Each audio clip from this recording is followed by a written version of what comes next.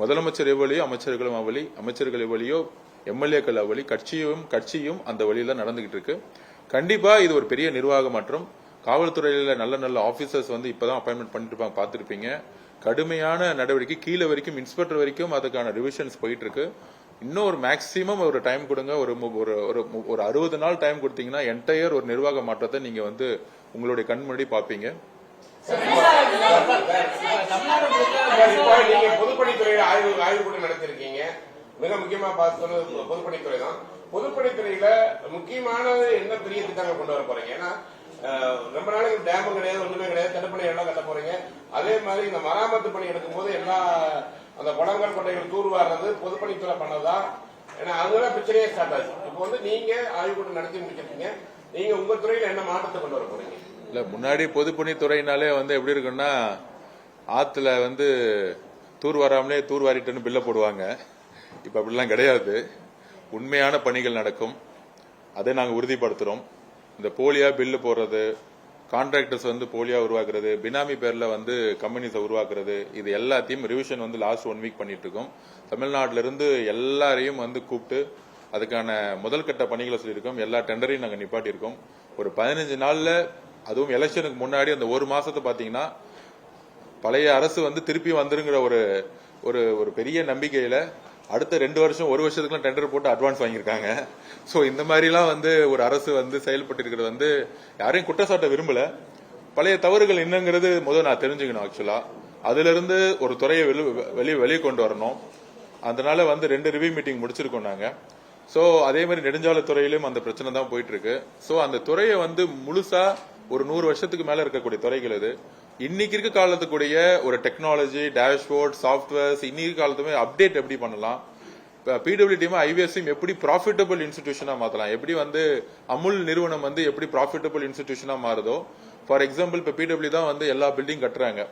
நான் வந்து சிம்பிளா ஒரே ஒரு கொஸ்டின் கேட்டேன். நம்ம கிட்ட எல்லா ஸ்ட்ரக்சர் இருக்கு, 6000 பேருக்கு மேல எம்ப்ளாயிஸ் இருக்கிறாங்க. நம்ம வந்து இன்னைக்கு ஒரு பெரிய பெரிய நிறுவனங்கள் இருக்கும், எல்என்டி, டாடா எல்லாம் இருக்கிறாங்க. ஒரு கன்ஸ்ட்ரக்ஷன் முடிஞ்ச உடனே 10% 15% ப்ராஃபிட் பண்றாங்க. நம்மளும் அதே மாதிரி ப்ரொபோசல் கொடுத்து நம்மளும் வந்து 10% 15% வந்து பில்டிங் கத்து கொடுத்து நம்மளும் ப்ராஃபிட் பண்ணிட்டா அரசு நிறுவனங்கள் வந்து ப்ராஃபிட் பண்ண முடியுமே. நம்ம உழைப்பை வந்து வெறும் கட்டி கொடுத்துட்டு போறதோட எப்படி பெரிய பெரிய நிறுவனங்கள், கன்ஸ்ட்ரக்ஷன் நிறுவனங்கள் லாபம் பண்ணுதோ, நம்ம கிட்ட கன்ஸ்ட்ரக்ஷன் கம்பெனிலேயே ஆர்கிடெக்ட்ஸ் இருக்காங்க, எல்லாம் இருக்கிறாங்க. பெரிய பெரிய ப்ராஜெக்ட்ஸ் எடுத்து, ஏன் பிரைவேட் ப்ராஜெக்ட்ஸே எடுத்து 100 வருஷ கம்பெனி கிட்ட ஒரு ஐடென்டிட்டி இருக்கு நம்ம கிட்ட. எப்படி பிடபிள்யூ டிபார்ட்மெண்ட் ஒரு ப்ராஃபிட்டபிள் பிசினஸா மாத்தணும், அந்த ப்ராஃபிட்டபிள் வரும்பொழுது மக்களுக்கான தேவைகளை அதுல செய்ய முடியும், நமக்கான பில்டிங்ஸை கட்ட முடியுங்கிறத வந்து பதிவு பண்ணிருக்கோம். அதுக்கான ரிவ்யூ மீட்டிங்ஸ் நடந்துட்டு இருக்கு. அது மாதிரி நெடுஞ்சாலை துறைகளையும் வந்து பாத்தீங்கன்னா 40% ஒர்க் வந்து பாத்தீங்கன்னா ரிப்பேர் ஒர்க்னு சொல்லிட்டே இருப்பாங்க. அந்த ரிப்பேர் ஒர்க்ல தான் வந்து எப்பயுமே வந்து நிறைய ஊழல் நடந்துட்டு இருக்கு. ஆக்சுவலா ரிப்பேரே பண்ணாம பேட்ச், அதாவது அவங்க சொல்ற டெக்னிக்கல் வேர்டுனா பேட்ச் ஒர்க்னு சொல்லுவாங்க. பேட்ச் ஒர்க்னு சொல்லிட்டு வேற பக்கம் பேட்ச் ஒர்க் நடந்திருக்கு ஆக்சுவலா. சோ இந்த மாதிரி இந்த ஒர்க்ஸ் எல்லாம், இந்த மாதிரி வேர்ட்ஸ் எல்லாம் நம்ம ரிமூவ் பண்ணி உண்மையாலே நிறைய இடத்துல இன்னும் குக்கிராமங்களையும் மலைகளிலும் இன்னும் வந்து ரோடு வசதி கிடையாது. நிறைய வில்லேஜ்ல மெயின் ரோட்ல இருந்து, ஸ்டேட் ஹைவேஸ்ல இருந்து ஊர்களுக்கு வந்து பாத்தீங்கன்னா இன்னும் மண் ரோட்ல இருக்கு. மழை பெய்யும் போது ஒரு சின்ன ஒரு ஆட்டோ கூட போக முடியாது இருக்கு. சோ குக்கிராமங்களை இணைக்கக்கூடிய லோக்கல் பாடியோட சேர்ந்து ஐவேஸ் டிபார்ட்மெண்ட் எப்படி ஒர்க் பண்ண முடியுங்கிறதே நாங்க வந்து எப்படி உள்ளாட்சித்துறையோட சேர்ந்து, முன்னாடி உள்ளாட்சித்துறையும் ஐவேஸ் டிபார்ட்மெண்ட்டும் சேர்ந்து ஒர்க் பண்ணது கிடையாது ஆக்சுவலா. சோ இதை வந்து எப்படி 2 பேரும் சேர்ந்து இணைந்து தமிழகம் முழுவதும் ஐவேஸ் எல்லாம் வந்து கொண்டு வந்திருக்காங்க. அதுல வந்து கொஞ்சம் நிறைய இடத்துல வந்து ரிப்பேர் ஒர்க்ஸ் இருக்கு. ஆனா வந்து குக்கிராமங்களை எப்படி சேர்ந்து இணைக்கணும், பாமர மக்கள் இணைக்கக்கூடிய இடத்துல எப்படி வந்து நெடுஞ்சாலைகளை உருவாக்கணுங்கிறதுக்கான ஃபர்ஸ்ட் ஒரு ரிவ்யூ மீட்டிங் பண்ண அதுக்கான டிஸ்கஷன்ஸ் போயிட்டு இருக்கு. ஒரு 3 மாசம் டைம் கொடுங்க. அதுக்குள்ள வந்து டோட்டலா அதுக்கான ரிவ்யூ மேப்ஸ் எடுத்து என்னென்ன திட்டங்கள் புதுசா கொண்டு வர போறோம் அப்படிங்கறத நாங்கள் பதிவு பண்ணுவோம்.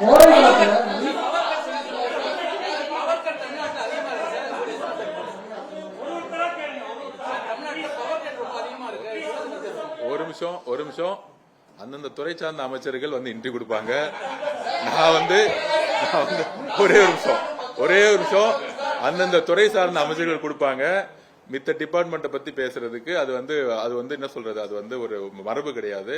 கண்டிப்பாக திரு நிர்மலா அவர்கள் அமைச்சர் அவர்கள் பேசும்போது சொல்லியிருக்காரு, லட்சக்கணக்கான கோடி ரூபாய் இந்த இடத்துல வந்து கடனை வந்து ஃபேஸ் பண்ணியிருக்கோம். அது இல்லாம ஊழல்கள் நிறைந்ததா, நிலக்கரியில நிறைய ஊழல் நடந்திருக்குன்னு சொல்லியிருக்காங்க. அதை ரிவ்யூ பண்ணிட்டு இருக்காரு.